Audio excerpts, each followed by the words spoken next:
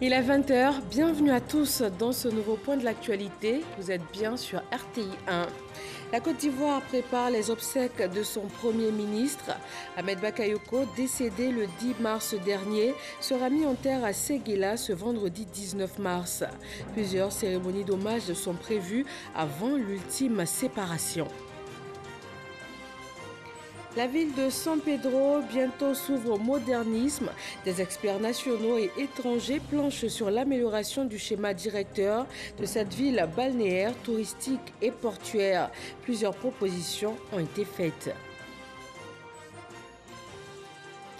Lutte contre le coronavirus alors que plusieurs pays suspendent le vaccin AstraZeneca. L'agence européenne dit rester convaincue de ses avantages, le risque des effets secondaires étant inférieur à celui de la maladie. Bonsoir à tous. 5e jour de deuil national en Côte d'Ivoire. Le pays pleure son défunt Premier ministre. Le Congo, à plus de 2500 km, se tient aux côtés des Ivoiriens dans cette épreuve douloureuse. Le président Alassane Ouattara s'est entretenu ce mardi avec une délégation de la République du Congo, conduite par le ministre congolais de l'équipement et de l'entretien routier, M. Émile Wosso, porteur d'un message du président Denis Sassou Nguesso. La délégation est venue exprimer la compassion et le soutien du peuple congolais au président Alassane Ouattara et à la nation ivoirienne. Le ministre a salué la mémoire du Premier ministre Ahmed Bakayoko, un grand serviteur de l'État, une personnalité d'une grande générosité au service de son pays. Nous sommes venus envoyés par son Excellence M. Denis Sassou Nguesso, président de la République du Congo, pour porter un message à son ami et frère, son Excellence M. Alassane Ouattara, président de la République de Côte d'Ivoire.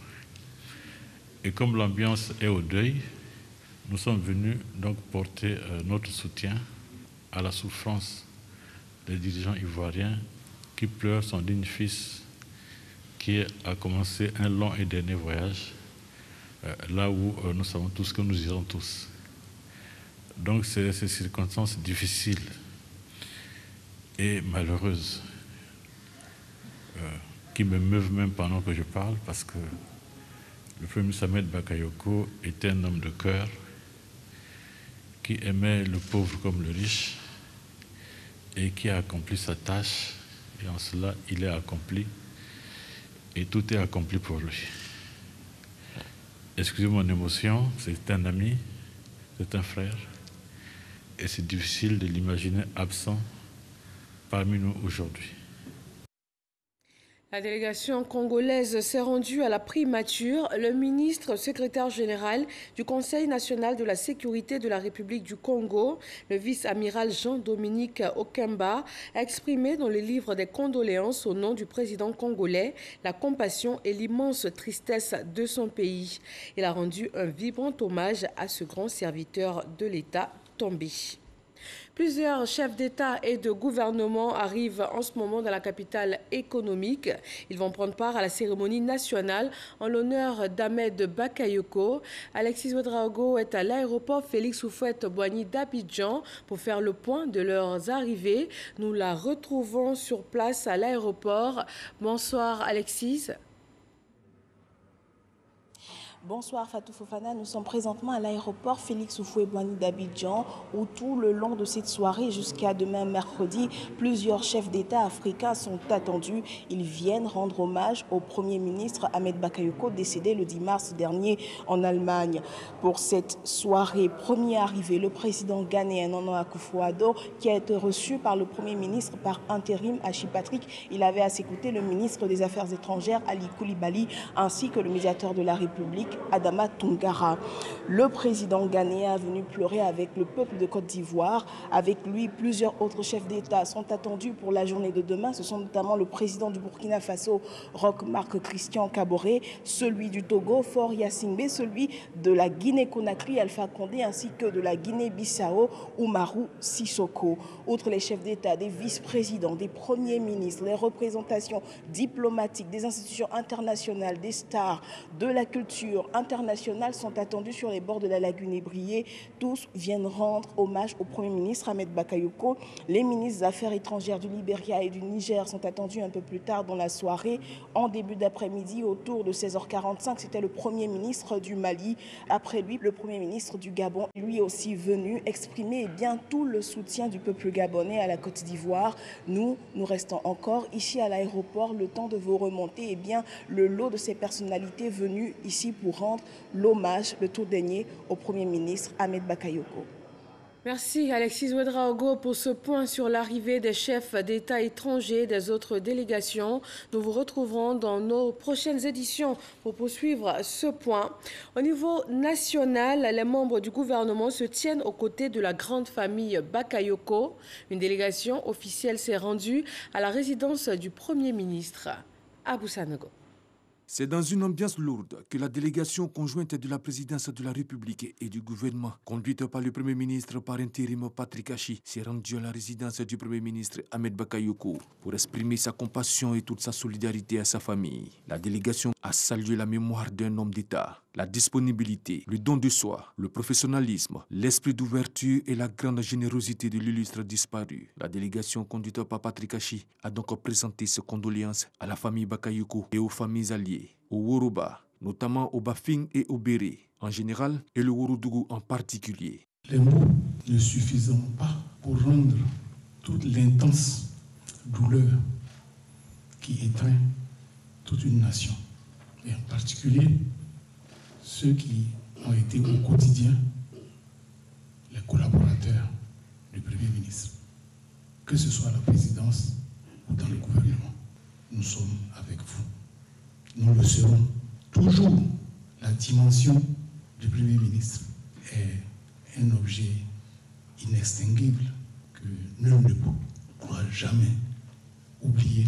Le Premier ministre Ahmed Bakayoko, décédé le 10 mars dernier, sera inhumé le vendredi 19 mars prochain à Séguéla, sa terre d'origine, après la prière de 13h, dans la stricte intimité familiale. Le programme complet de ces obsèques est connu. En voici le détail. Le programme actualisé des obsèques du Premier ministre Ahmed Bakayoko, décédé le mercredi 10 mars 2021 à Fribourg en Allemagne, se présente comme suit. Mercredi 17 mars 2021, de 9h à 12h, hommage de la nation, lieu palais présidentiel. 16h, hommage du RHDP, des partis politiques et des associations, suivi d'animations artistiques. Lieu, stade Alassane Ouattara de Bempé. Jeudi 18 mars 2021, de 10h à 13h, levée du corps à Ivo Sepp suivi du transfert à Séguéla. Vendredi 19 mars 2021, de 12h30 à 13h30, prière suivie de la levée du corps à la grande mosquée de Séguéla. 14h30, inhumation dans la stricte intimité familiale. Dimanche 21 mars 2021, de 9h à 12h, cérémonie du 7e jour au stade d'Abobo. Notez bien, le présent programme remplace le précédent. Fait à Abidjan le mardi 16 mars 2021, le directeur général du protocole d'État, Hippolyte Yeboué.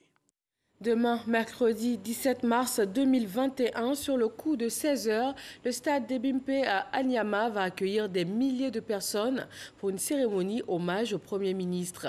Un hommage des partis politiques, des associations, des jeunes, et l'événement se prépare. Moussa Konaté. Cérémonie d'hommage politique et artistique au Premier ministre Ahmed Bakayoko. Adama Bik Togo sonne la mobilisation.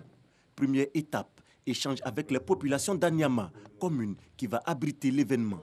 Pour la mémoire d'Ahmed Bakayoko, nous devons nous mobiliser, même si c'est à pied, pour que chacun de nous puisse aller à Ebempe, même si c'est avec un petit morceau de paille, un petit morceau de fleurs, qu'on aille tous déposer au stade de BMP pour dire merci Ahmed, merci Amba, merci pour tout ce que tu as donné à notre parti, à la Côte d'Ivoire.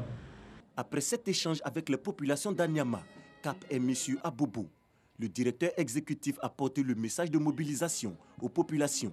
Depuis avant-hier, on a commencé à sensibiliser la jeunesse dans le quartier de la commune.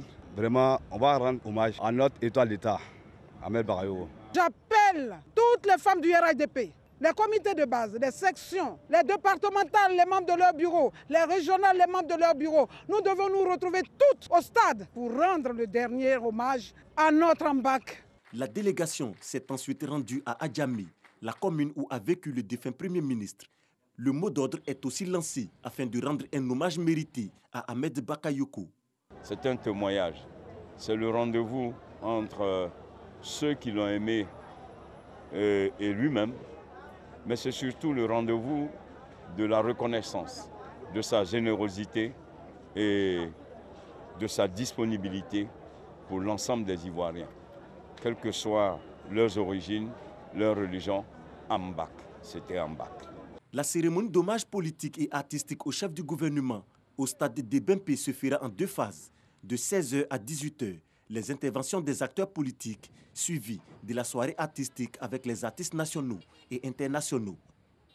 Lors de cet hommage grandeur nature au stade des Bempé, en plus des interventions solennelles, des animations artistiques vont prolonger la soirée jusqu'au petit matin.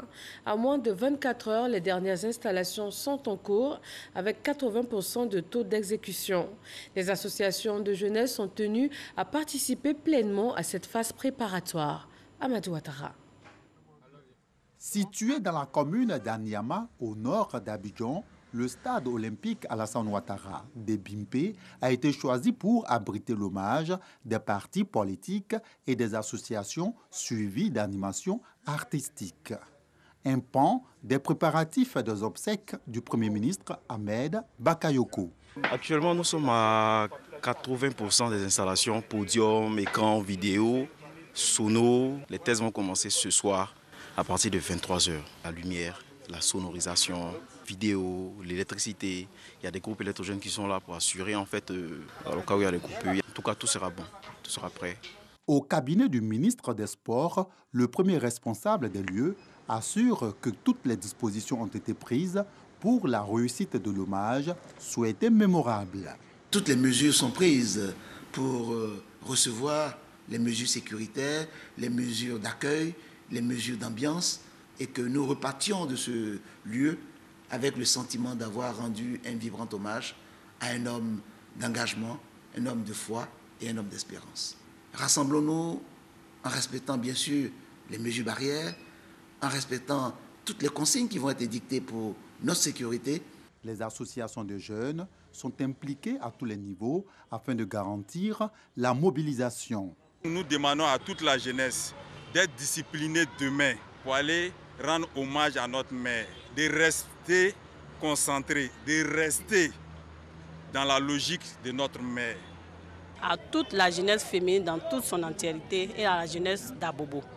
Nous devons sortir massivement demain, mercredi, dès 6h pour remplir le stade de Bempé. Comme le Premier ministre n'a jamais su faire la différence entre les jeunes des différents partis politiques, c'est comme ça que les jeunes sortiront. Peu importe leur appartenance religieuse, peu importe là où ils vivent, ils sortiront, oui, encore une fois, pour démontrer aux yeux du monde que oui, ils aiment leur mère et que c'est pour eux une manière de lui dire, monsieur le maire, cher père, cher guide, cher parrain, voilà, nous vous aimons, vous demeurez à jamais en nous. Du côté de la chapelle politique, de l'illustre disparu, le RHDP, on invite également à l'ordre et à la discipline. La jeunesse doit continuer de donner le bon exemple, tant prôné par Ahmed Bakayoko. Nous avons une population de 2 millions d'habitants et on a une jeunesse de près de 85%. Je voudrais que cette jeunesse sorte nombreuse pour envahir le stade et Bempé. Sa politique au niveau d'Abobo, c'était autour de la culture, les arts et le sport.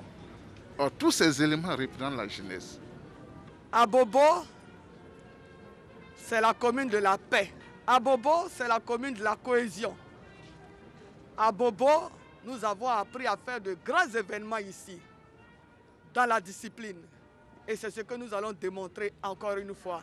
Rappelons que le stade olympique Alassane Ouattara de Bempé a une capacité d'au moins 60 000 places. La jeunesse de la commune d'Abobo est elle aussi pleinement engagée pour faire de cette étape d'Ebimpe un grand moment à la dimension de l'homme qui y sera célébré. Ahmed Bakayoko a été leur maire pendant 8 mois. Toute la commune reste sous le choc de ce départ soudain. Une cérémonie d'hommage a été initiée sur l'esplanade de la mairie. Franck Wadio. Un plan d'urgence d'une valeur de 173 milliards de francs CFA pour la réalisation d'infrastructures et politiques d'auto-emploi. Le projet Ahmed Bakayoko pour la commune d'Abobo freiné en plein élan par la mort. Les populations reconnaissantes sont venues répondre à l'appel de la municipalité. Abobo, depuis le 10 mars dernier, est inconsolable. Qui saura nous faire oublier? Chantait Mike Brandt. Abobo pleure. Abobo va encore pleurer, mais nous nous confions à Dieu. Nous voudrions vous dire que cette douleur est trop grande pour nous, Église, parce qu'on a prié Dieu, on a demandé à Dieu de nous envoyer un ange. Ahmed Bakayoko est venu comme cet ange qui est venu ressourcer l'Église. Sur l'esplanade de la mairie, le corps social à Bobo dans l'affliction. Il était important pour le conseil municipal et autres élus de la commune d'initier cette action avant l'ultime départ dans le giron familial à Séguéla. Ahmed Bakayoko à Abobo, ce sont des actions empreintes de pragmatisme et de générosité. Élèves, jeunes, femmes, artisans et commerçants, entre autres, tous ont eu à dire des mots à l'honneur de l'illustre disparu. Ce que je retiens de lui, c'est un homme combatif, déterminé, ambitieux et qui sait réellement exactement où il va. C'est ce qu'il nous a inculqué tout au long de ce temps que nous avons eu la chance de passer avec lui. Lui, en tant qu'homme d'État, il descendait dans la casse pour communier avec les ferrailleurs, pour nous montrer combien de fois nous étions importants dans le tissu économique de la commune d'Abobo. Il a des coups d'œil. Dans la foule, il peut regarder une personne comme ça et sait que cette personne a des problèmes. Et il règle ton problème. Voilà les gens d'hommes qu'on a besoin. Mais comme toute chose ne dure pas sur la terre, surtout les bonnes choses ne durent pas sur la terre, Dieu l'appelle à ses côtés. Il nous a donné d'autres dignités de jeunes acteurs politiques. De par son humilité, sa collaboration, ses concertations qu'il avait avec nous. L'homme, nous retenons 4 choses de lui. Il était quelqu'un de vrai, il était quelqu'un d'humain, il était quelqu'un de travailleur et par-dessus tout, il avait la crainte de Dieu. Des paroles, des gestes, mais aussi des écrits. La famille politique du Premier ministre, avec aux avant-postes Adama Bictogo, le président exécutif, aux côtés de la famille de cœur d'Ahmed Bakayoko, celle des Abobolais. Tous s'entendent se mobiliser de la sorte jusqu'au dernier hommage. Les témoignages d'affection et de reconnaissance ne se limitent pas à Abobo. La communauté Hatchan du village d'Abata salue la mémoire de son fils. Ahmed Bakayoko était membre de la génération d'Ugbo Agban. Didier Nguessan. La danse guerrière Hatchan pour honorer un congénère, Ahmed Bakayoko. L'illustre disparu appartenait à la génération d'Ugbo Agban d'Abata Village depuis le début des années 2000. Cet hommage est un devoir mémoriel et les témoignages sont à la hauteur de la libéralité dont faisait preuve le Premier ministre. Il était un homme vraiment soucieux de l'état des femmes parce que Ahmed Bakayoko voulait que la femme africaine, la femme ivoirienne sorte de la pauvreté. Mais comment? À travers son fonds Mayama, un fonds qu'il a mis à la disposition des femmes pour pouvoir entreprendre. C'est un modèle pour nous, un modèle pour la jeunesse parce qu'il a tracé les signaux de la réussite de la jeunesse. Il a fait comprendre à la jeunesse que ce pays-là doit appartenir à la jeunesse demain. Cet héritage-là, nous l'allons le garder précieusement. Après s'être recueilli devant le portrait mortuaire, le chef du village, Yacinto Djomo, et sa suite ont donné de la voix dans la pure tradition Hatchan, de même que le député maire de Benjaville. C'était quelqu'un qui parlait avec passion du village d'Abata. C'est un fils véritable qui part. Et le cœur est meurtri. Et ce que nous sommes en train de faire, c'est petit par rapport à ce qu'il représente pour nous. Et voilà le sens, voilà nos pleurs, voilà nos craintes. Mais le reste appartient à Dieu. C'est lui qui a donné, c'est lui qui reprend. La Côte d'Ivoire père est un homme d'État, un homme de mission, un homme de devoir. Et aujourd'hui, Abata ne peut pas rester en marge parce qu'Abata aussi perd son fils. Et grâce à Ahmed Bakayoko, ce village est en train de sortir de sa léthargie. Il était important pour nous aussi de venir apporter notre pierre à la compassion de l'État de Côte d'Ivoire. À l'homme de culture qui était le Premier ministre, ces artistes ont écrit et porté en mélodie des chansons en sa mémoire. Seigneur, Seigneur mon Dieu. Ahmed Bakayoko aura passé 8 mois à la tête du gouvernement. Sa principale mission, favoriser l'apaisement sur le plan politique. Il a aussi travaillé à la mise en œuvre du plan de soutien et de relance de l'économie ivoirienne face à la Covid-19, avec un résultat 2% de croissance, malgré le ralentissement de l'économie mondiale. Mahama Traoré pour le dossier EcoPlus, consacré au bilan économique d'Ahmed Bakayoko.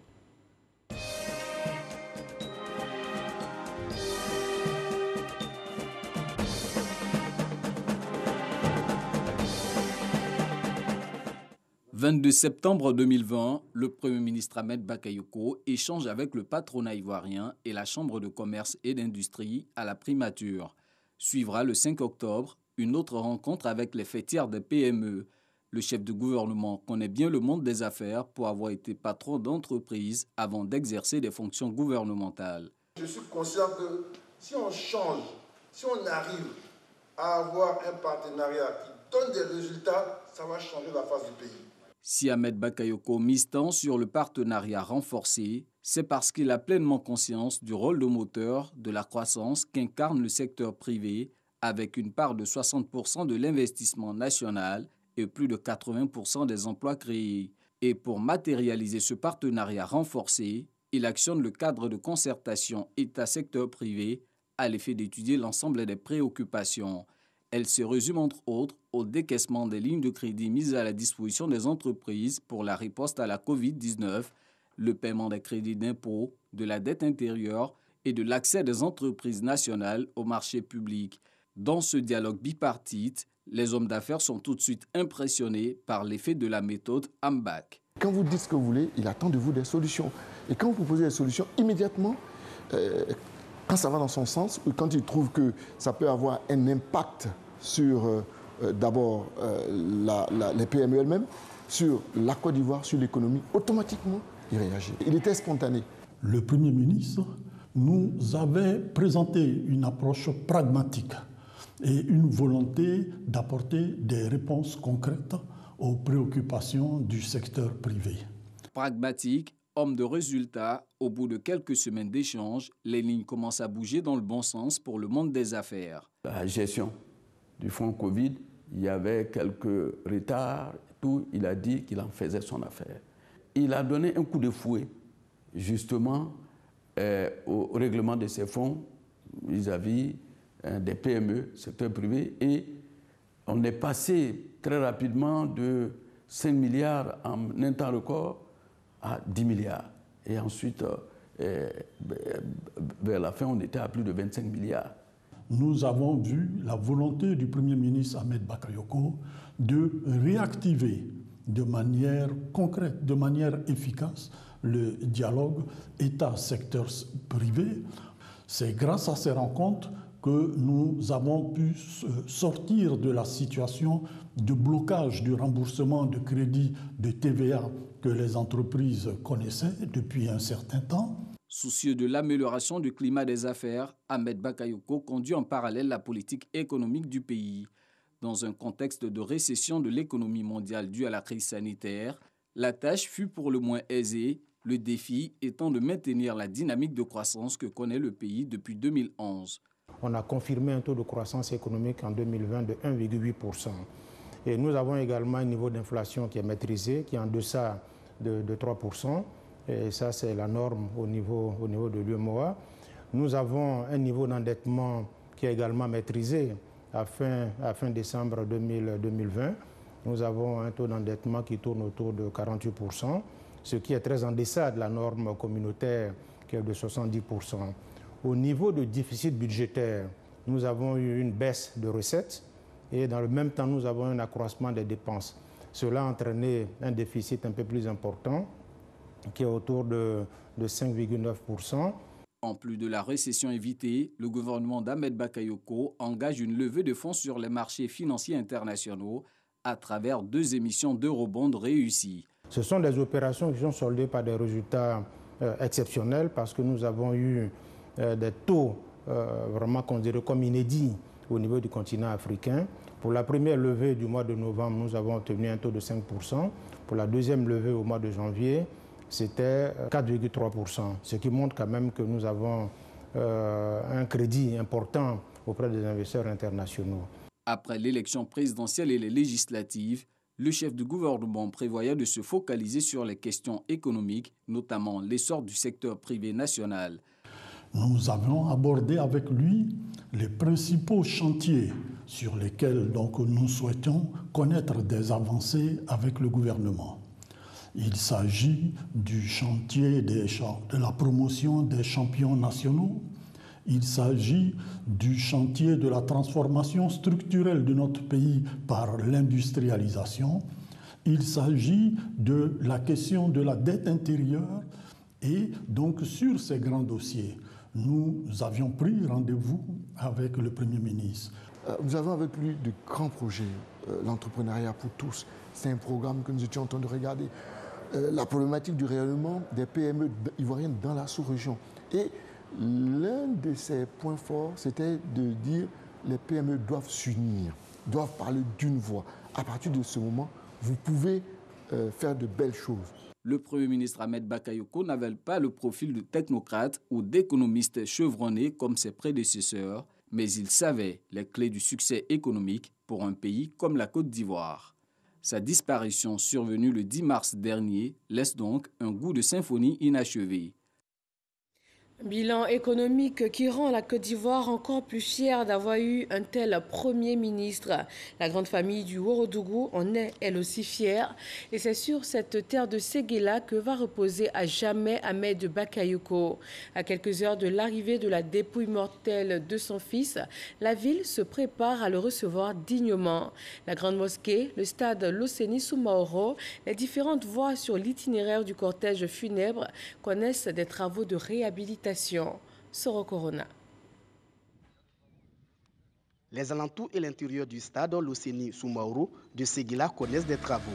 C'est ce site qui va abriter la veillée des prières religieuses du jeudi, l'hommage et la présentation des condoléances des différentes régions le vendredi. La grande mosquée de Séguéla est investie par les jeunes pour son toilettage. Les peintres sont à l'œuvre pour lui donner une fière allure.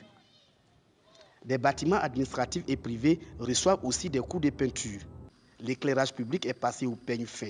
L'héliport connaît aussi des travaux. Bref, Séguéla fait son toilettage pour recevoir la dépouille mortelle de son illustre fils et les délégations nationales et internationales. Le préfet des régions visite ces différents sites pour voir le taux d'exécution des travaux engagés. L'aéroport, évidemment, qui va servir à l'accueil du chef de l'État, et la dépouille aussi. Il y a le site de la mosquée, la grande mosquée. La prière mortuaire va se faire.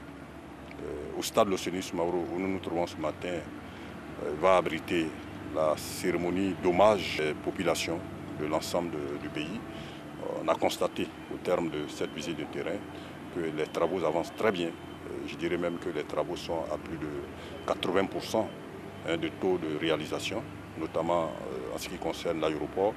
C'était notre grosse inquiétude parce que là-bas déjà il y avait des travaux même en temps normal. Donc naturellement on était très préoccupés par ce site. Au niveau de l'éclairage public, il y a une équipe de CIE qui est là, qui est sur le terrain, que nous avons rencontré tout à l'heure. Les différentes populations vivant à Séguéla sont appelées à s'impliquer activement dans l'organisation des obsèques. Que toutes les populations, en tout cas, s'impliquent véritablement, chacun ce qui le concerne, pour que nous puissions organiser vraiment dans l'honneur et dans la dignité des obsèques de feu le Premier ministre. Pour ce que je suis en train de voir à travers la ville, je pense que les populations seront à la hauteur de cette attente-là. Plusieurs autres rencontres sont prévues afin d'organiser des obsèques dignes à l'image de l'illustre disparu.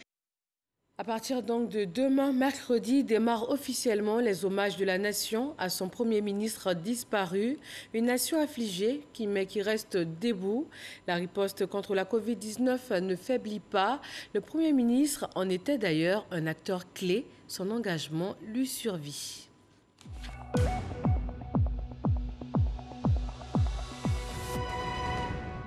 212 nouveaux cas de Covid-19 enregistrés en Côte d'Ivoire ce mardi, 459 guéris et 1 décès. Le pays compte un total de 17 448 personnes vaccinées contre la Covid-19 du 1er au 15 mars. Dans cette lutte contre la maladie à coronavirus, des points focaux de districts sanitaires et ceux de la Croix-Rouge reçoivent une formation. Ils sont initiés à de nouvelles approches pour une gestion plus efficace en matière de sensibilisation et aussi de suivi des cas contacts. L'objectif étant de casser la chaîne de contamination à la Covid-19. Et alors que plusieurs pays suspendent le vaccin AstraZeneca, l'agence européenne dit rester à cette date convaincue de ses avantages dans la prévention de la Covid-19, le risque des effets secondaires étant inférieur à celui de la maladie. La ville de San Pedro, bientôt, s'ouvre au modernisme. Le ministère de la Ville travaille à en faire une ville moderne, verte et intelligente. Sam Conan.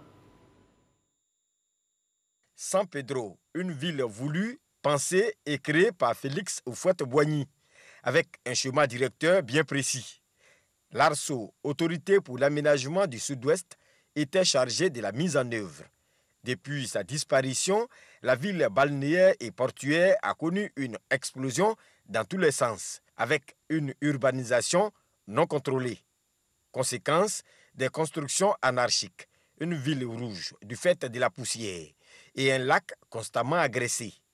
Le ministère de la Ville, chargé de transformer les villes qui ont connu une urbanisation mal maîtrisée, veut mettre de l'ordre et faire de San Pedro une ville verte et moderne. Mais avant, des ateliers avec des experts venus d'Afrique et d'Europe pour faire l'état des lieux et proposer des solutions qui se dégagent en 3 priorités. La première, c'est évidemment l'activité économique.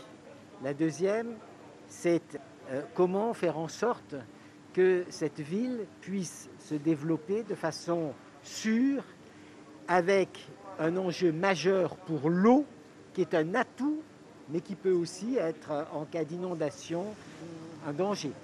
Et puis il y a aussi toute la préoccupation environnementale. Ce sont des propositions que nous allons donc essayer de fondre dans le schéma directeur pour réussir à sortir donc une ville véritablement moderne qui va projeter l'avenir de San Pedro sur 20-30 ans. Pour le ministre Albert François Micha, le conseil municipal de San Pedro dispose désormais d'un schéma directeur renforcé. Nous avons vu le projet de développement de cette ville qui correspondait à la vision du ministère de la Ville. Nous pouvons dire que le maire de San Pedro dispose à présent d'un outil qui lui permet de voir le développement de sa ville et partant de là, le développement de la région. Selon le ministre Albert François Micha, des ateliers de ce genre vont être organisés dans les villes intéressées par le projet, afin de faire d'elles des villes intelligentes, inclusives, vertes et durables. Merci de toujours vous informer sur RTI 1. Marine Cognon vous retrouve à 23h. Bonsoir à tous.